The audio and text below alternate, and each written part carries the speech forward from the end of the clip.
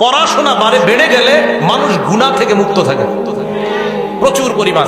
পড়ার নেশা আগে ছিল আমাদের দেশে, এখন লাইব্রেরি গুলা মনে হচ্ছে যে মরে যাবে অবস্থা। মিরপুরে এক লাইব্রেরি আছে, আমি যে মাদ্রাসা পড়তাম পাশে, আমি প্রত্যেকদিন বিকালে ওই লাইব্রেরি থেকে বসতাম। আমি একমাত্র পাঠক, আসর থেকে মাগরিব পর্যন্ত, আর কেউ নাই। মাত্র পাঠক মিরপুর এই 12 নম্বরে একমাত্র পাঠক আমি, আর কেউ নাই। মাঝে মাঝে চিন্তা করতাম, লাইব্রেরিওয়ালাও আমার সাথে হাসতো, আমিও হাসি, দুজন, মানে আমরা ছাড়া আর কেউ নেই, এই আর কি।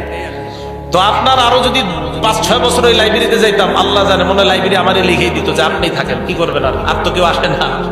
মানে আমি আর কি, আসে হয়তো পরে, আগে পরে, আসর থেকে মাগরিব পর্যন্ত মানুষ ফ্রি থাকে সাধারণত, হয়তো খেলাধুলা করে, বা ওই সময় আমি কাউরে দেখতাম না। তো বলতেছিলাম, আমাদের মাঝে পড়াশোনা এটা আবার নতুন করে শুরু করেন। কলেজের ভাইয়ারা, স্কুল কলেজ মাদ্রাসার ছাত্ররা, যে যেই লাইনের আছেন, পড়াশোনা বাড়িয়ে দেন। স্কুলের ছাত্র ভাইয়ারা, কলেজের ছাত্র ভাইয়ারা,